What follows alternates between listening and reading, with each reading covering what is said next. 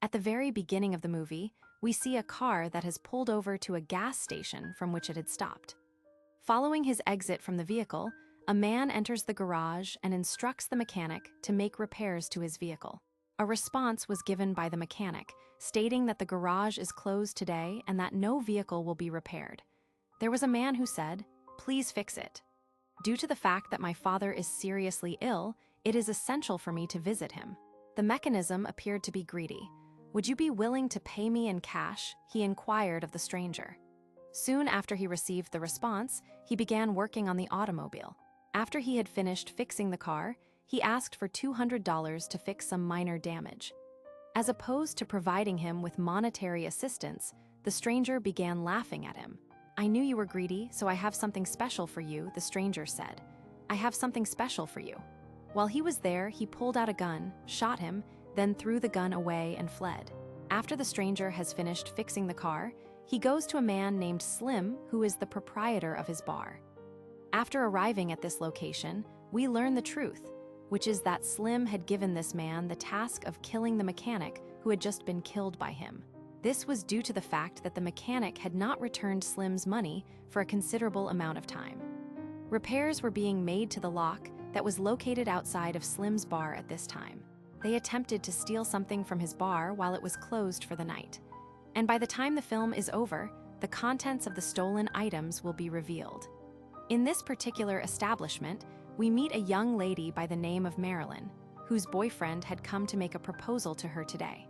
In addition to that, she had baked a cake for her boyfriend.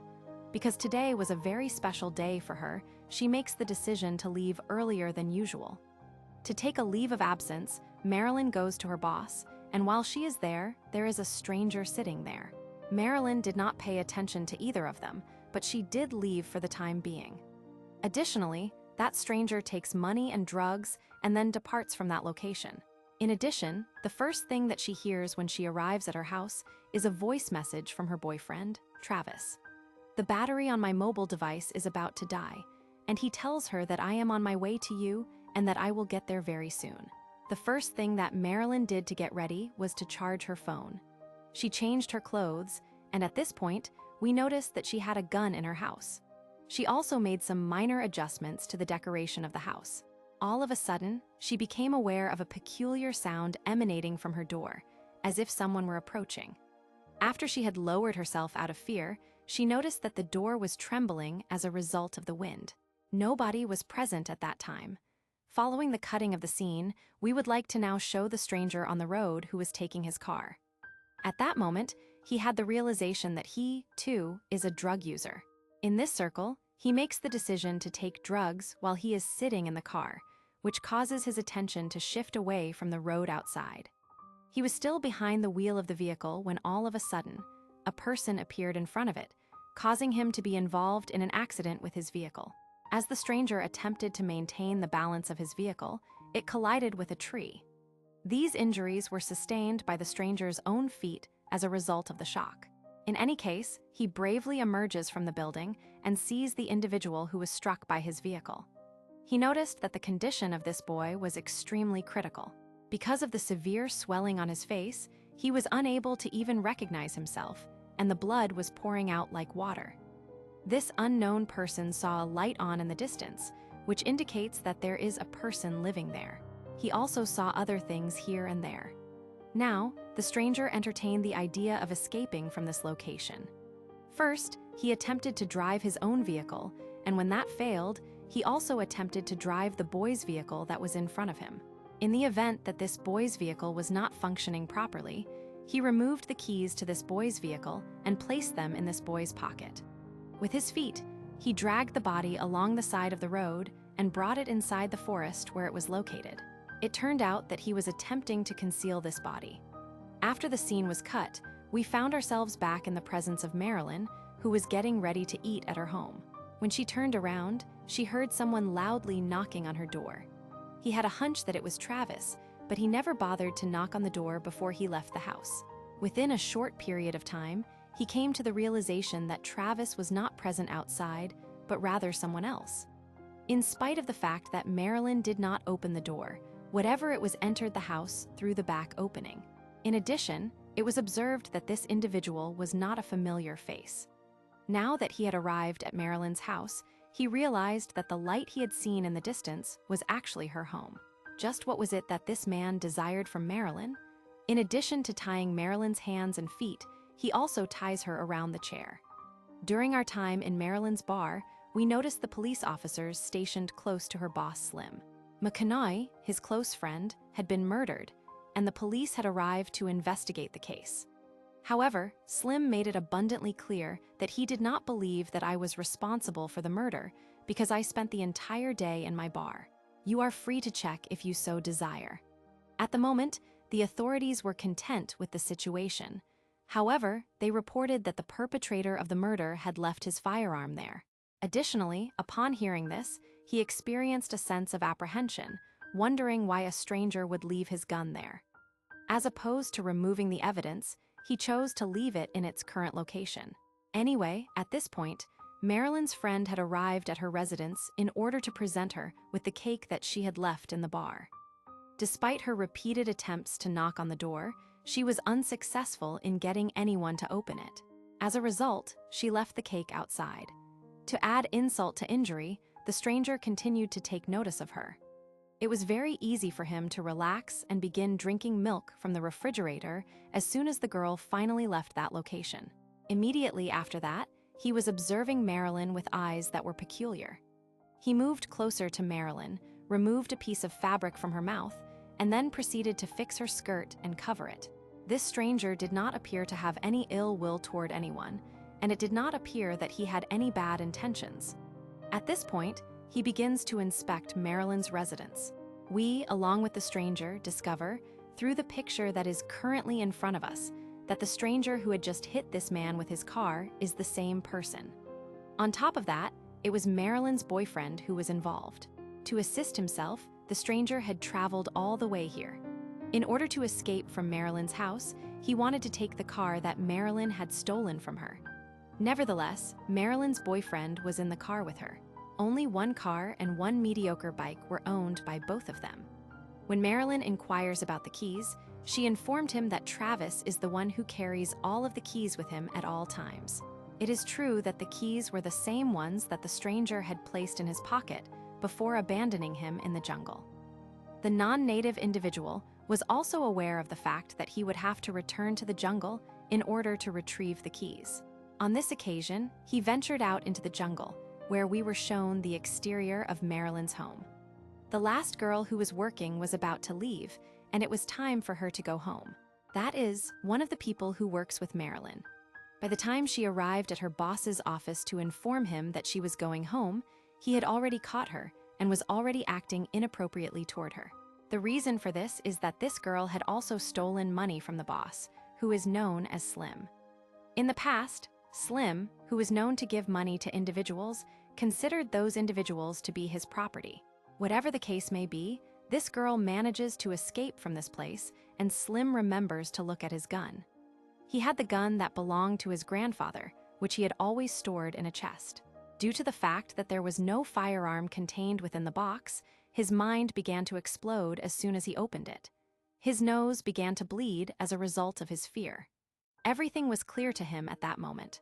A theft occurred outside of his bar the day before yesterday. The intruders were not young people, nor did they steal anything that would be considered typical. An unknown person was the perpetrator of the theft of Slim's firearm. By using Slim's gun, he had successfully killed Slim's man. In addition, he had left the firearm there so that Slim would be caught in the middle of the investigation in the event that it was conducted.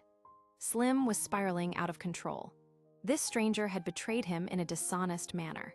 Also, he had stolen a significant amount of money from Slim. In his capacity as a murderer, he had held Slim captive.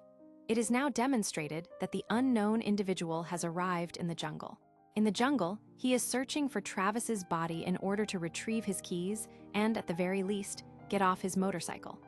However, what he discovers in the jungle is that Travis, the boy, was still alive and was attempting to crawl to his home. A feeling of dread came over him as the stranger approached him. His entire body was dripping with blood. He also possessed a great deal of frailty. His blood splatters fell on the stranger as soon as he coughed, and the stranger went completely insane with rage about the situation. The stranger decided to kill Travis as a form of retribution for the fact that he had made a mistake that was completely innocent, despite the fact that Travis had done nothing wrong. In the end, Travis had passed away. After he had finished him off, he started looking through his pockets. Because of this, he was able to acquire the ring that he had gone to acquire for Merlin, to which he was obligated to make a proposal to Merlin. The stranger took out the keys while simultaneously keeping the ring on his person. In the aftermath of this, he desired to establish a permanent location for his body. That is to say, he desired to execute him. Also, Slim was passing through this area at the same time that the stranger was doing this. Slim saw the car of the stranger on the road, and he also saw a significant amount of blood on the road. He was aware that the stranger had been through something, and he knew that if there was something similar to this, then the stranger would be in this area. He was only interested in exacting his vengeance on him.